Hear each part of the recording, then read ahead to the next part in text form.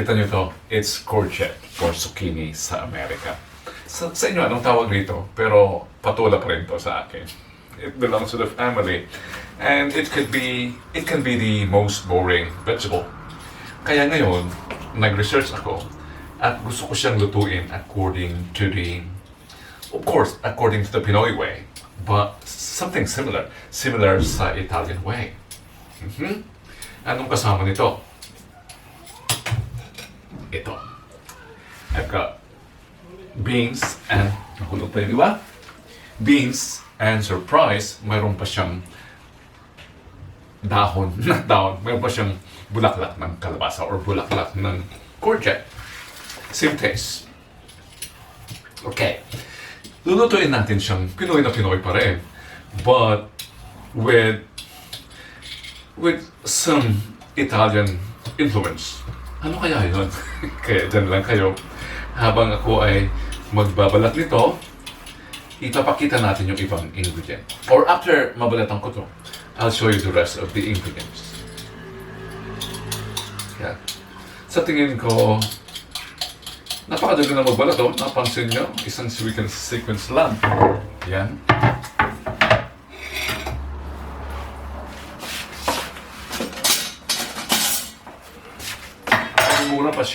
Mura pa siya, it's young, hindi ko siya siguro babalatan mabuti. Let's see kung kumusta siya. Look, it's still young.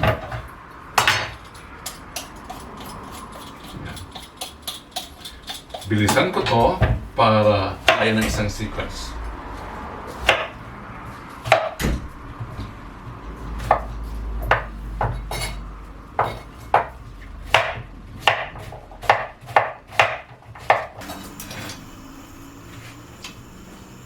Ayun, tapos na to. Let's cut the herb that makes it in Italian influence. Ito, parsley or perejil. Kung Pinoy na Pinoy ito, ayaw natin ng may herbs dahil nga ang mga Italian dishes may herbs. Ito yung ilalagay natin. Itong lang parsley. Yan. And ano kaya naman ang kanilang pagkapareho? Pinoy gulay guisado with an Italian equivalent or Pinoy. Paano sabihin to? Yeah, it's the use of patis or colatura d'acciughe in Italy, in the south. Gumagamit din sila nito to add flavor, just a bit, para hindi malakas na magmukha siya, maging fishy. Masyadong isda ang dating, malakas. Just a subtle flavor. Ayan, what makes it distinctively Italian is the use of cooking oil or of olive oil. Ayan. Let's do the stir fry. Simple as that. Sa kabila na nga lang. Saka na tayo mag-ayos. Ito ay reality cooking, hindi ito pang YouTube lang. Why am I doing this? Ayun.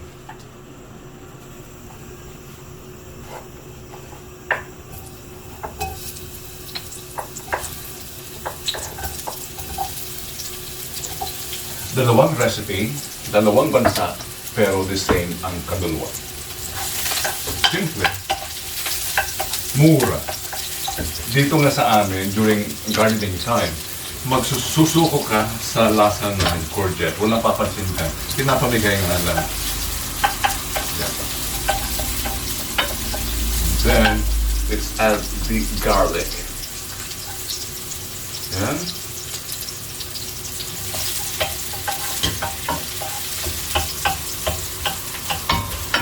Lalagyan sana natin ito ng liempo or ng pancetta or bacon. Kung ikaw ay nasa Italia, pancetta.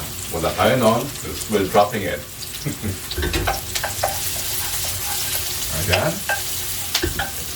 And then we just stir fry the vegetables. Bago yun, ay lagyan natin ng konting tikmik para lalong malasa. Just some drops of patis. or colatura del chuge. If we were in Italy, yun ang tawag. Colatura del chuge or colatura del alici. Ayan. And we add the vegetables. Ay, mali. Dapat yung ano muna, yung tarantacolero, yung beans.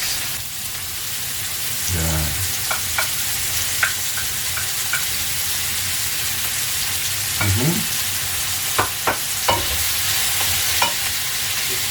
You just saute it. How simple is this?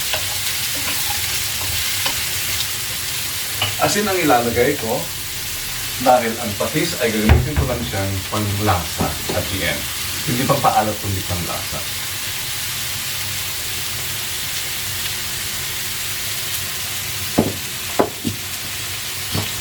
Namin na ang ayos.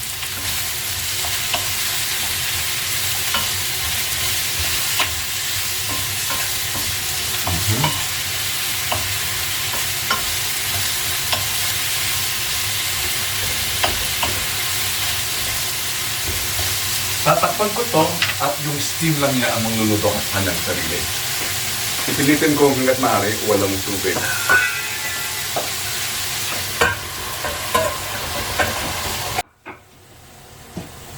Yan. Just fold in and itong herb.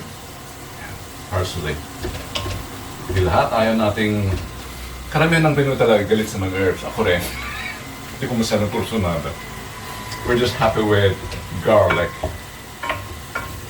and some spices. Lalo nga yung cilantro, maraming ayaw doon, amoy sa bundaw.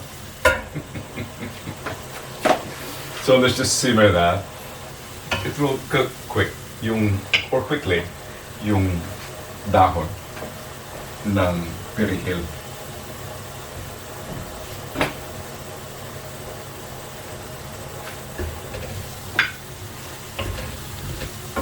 Kunting tubig ba?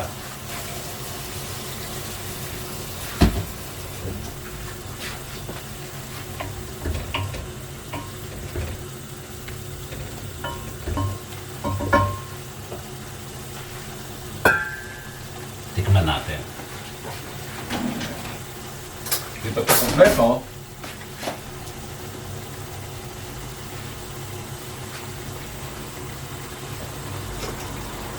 Uy! Ibang lasa. Dahil sa perihil. Parang dumibors sa kanyang pinsang guisado. Lagyan pa natin, now that it's cooked, ngayon natin lagyan ng patis.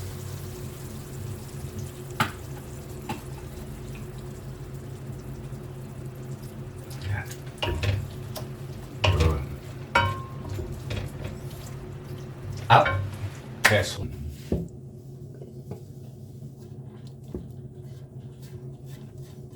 Wala sa plano ko to. Yung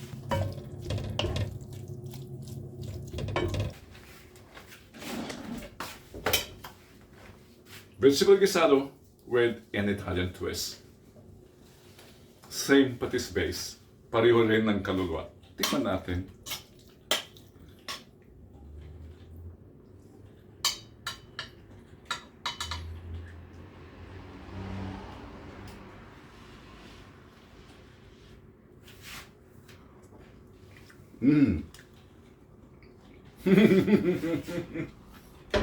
Alright.